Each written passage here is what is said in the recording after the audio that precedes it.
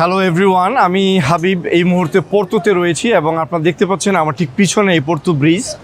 এবং পোর্তো হচ্ছে one of the tourist অ্যাট্রাকশনের মূল স্তম্ভ পর্তুগালের ট্যুরিজম বা পর্যটনের জন্য। এবং প্রথমে যেই নামটি আসে সেটা হচ্ছে লিসবনের পরে পোর্তোর নাম আসে। এবং পোর্তো হচ্ছে যদিও একটি পর্তুগিজ ওয়ার্ড, মূলত পোর্ট ইংলিশে এবং বাংলাতে আমরা বন্দর বলে থাকি।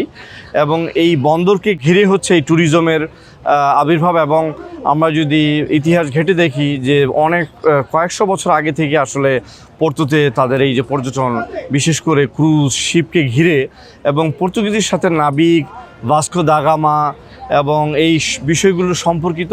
তো আমি এই মুহূর্তে আজকে এই পোর্তোতে এসে খুবই আনন্দিত এবং আমি হয়তো কিছুটা ডিসকভার করতে পেরেছি পর্তুগাল যে কালচার বা কৃষ্টি, তাদের হেরিটেজ, তাদের ট্যুরিজমের যে এলিমেন্টগুলো রয়েছে বিভিন্ন শহরে। আরও তাদের ডিফারেন্ট কাইন্ড অফ ট্যুরিজমের এলিমেন্ট রয়েছে, যেমন বলতে পারি আমরা তাদের সি বিচ, তাদের হচ্ছে সিন্ত্রা, তাদের Fatima, there is a lot of other small cities. তবে পোর্তো হচ্ছে one of the significant tourism একটা স্পট এবং সিটি। এবং এই শহরকে ঘিরে প্রচুর ট্যুরিজমের বিজনেস এবং ট্যুরিস্টের আগমন হয় বিভিন্ন দেশ থেকে, স্পেশালি ফ্রম ইউরোপের আদার্স যে কান্ট্রিগুলো আছে এবং নর্থ আমেরিকা এবং ইংল্যান্ড থেকে। তো আমি যে বিষয়গুলো নিয়ে আজকে কথা বলবো সেগুলো হচ্ছে যে পর্তুগালের এই ট্যুরিজম আমরা দেখতে পাচ্ছি যে রিসেন্ট ইয়ার্সে ট্যুরিজমের যে পরিসংখ্যান, সেখানে পুরো ইউরোপের ভিতরে যে পরিসংখ্যানে পর্তুগালের র্যাঙ্কিংয়ে নাম্বার হচ্ছে 10। এবং তারা কিছু কিছু ক্ষেত্রে কনভেনশন অথবা ইভেন্ট ম্যানেজমেন্টের ক্ষেত্রে 6-7 নম্বরে আসে। এবং তাদের 2023-24-এ 30 মিলিয়নেরও বেশি ট্যুরিস্ট কিন্তু এইখানে আগমন করেছেন। এবং রিসেন্ট ইয়ার্সের যেই পরিসংখ্যান, সেখানে তাদের ট্যুরিজম যে বিজনেস বৃদ্ধি পেয়েছে অ্যারাউন্ড 4%। এবং তাদের গ্লোবাল যে জিডিপির কন্ট্রিবিউশন ফ্রম ট্যুরিজম সেক্টর এই পর্তুগিজ ইকোনমিতে ইস অ্যারাউন্ড 9% বা 10%। এবং অ্যাকুমুলেটলি এটা মোর দেন 18%। বাট আমরা যদি ইন্ডিভিজুয়ালি বলি from tourism, then it's around 9% বা 10% হবে। এবং এই ট্যুরিজমকে ঘিরে গ্লোবালি যে এমপ্লয়মেন্টের সুযোগ তৈরি হয়েছে, যে বিশ্বে যদি 10টি জব ক্রিয়েশন হয় এনি সেক্টর, সেখানে ট্যুরিজম থেকে একটি জব কিন্তু থাকে।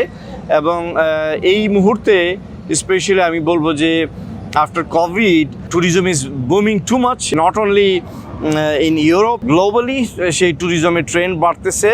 এবং হচ্ছে সেটা airline, cruise, hospitality industry, specially hotels, resort, transportation.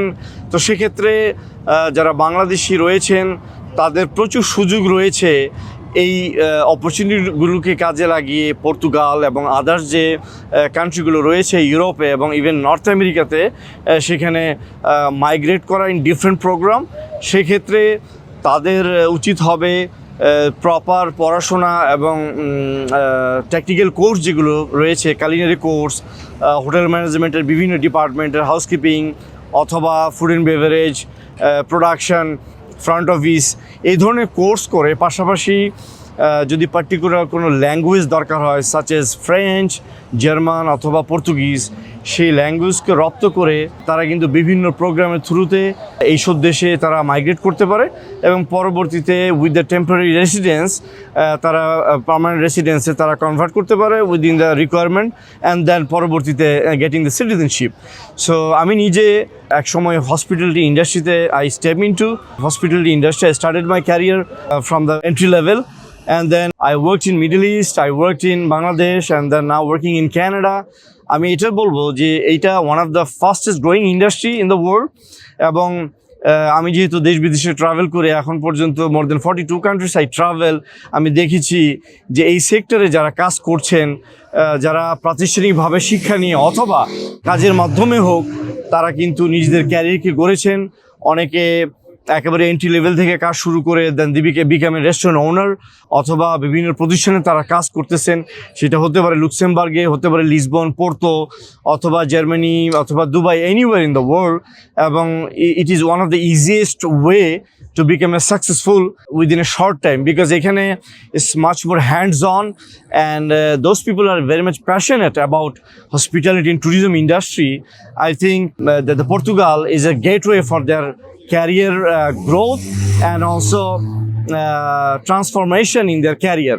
এবং স্পেশালি আমি যতবারই পর্তুগালে এসেছি, পর্তুগালের যে কালচার, তাদের যে ওয়েলকামিং নেচার আমাকে সবসময় সেটা মোহিত করেছে। Thank you very much for everyone for listening this speech from Porto. Thank you very much.